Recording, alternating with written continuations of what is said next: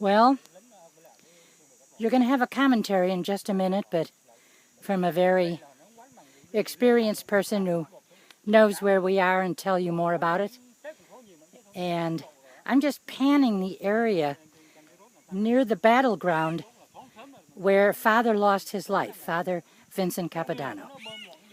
And we've driven through what seems like jungle. There's jungle, there's flat terrain, so to speak. You can see the trees and the growth. And this is what the men lived through and fought through and died through. And it was probably as hot then as it is now. Probably 105 in the shade. Anyway, Ted, tell us this wonderful story. Good afternoon, folks. I'm Ted Bronson, retired Navy captain. And we're about 35 miles southwest of Da Nang, Vietnam, just a little past high noon. Standing in the middle of the fields where the Marines 3-5 fought in the first days of Operation Swift on September 4th, 1967. The bloodiest single day of battle for the Marine Corps in I Corps during the Vietnam War.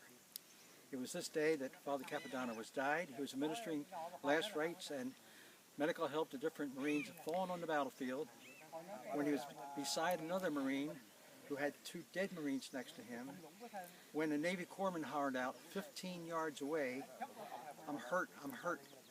And Father Capodanno said to the Marine that he was administering to,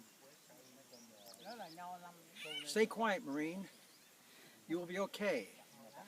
Someone will be here to help you soon. God is with us all day.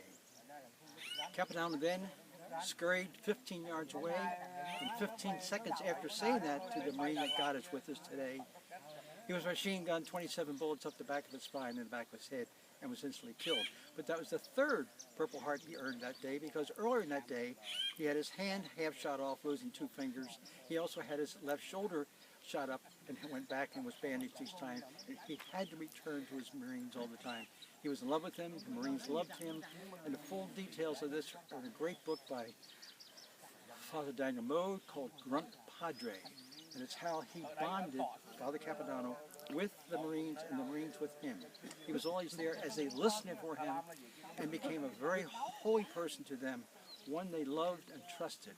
And right now, the cause of his sainthood has been opened by the Catholic Church, and he's now called a servant of God after 21 May of 2006 by now Cardinal O'Brien.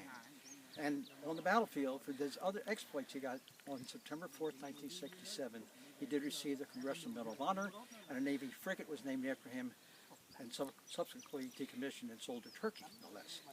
2 things today. We want to make sure we promote the cause, the goodness of Father Capodanno, and also know that there are other Marine Navy chaplains like him and more like him to come.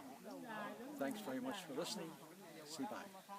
Oh, God bless. Thank you very much, Ted. So we are just standing on the ground of a martyr, really.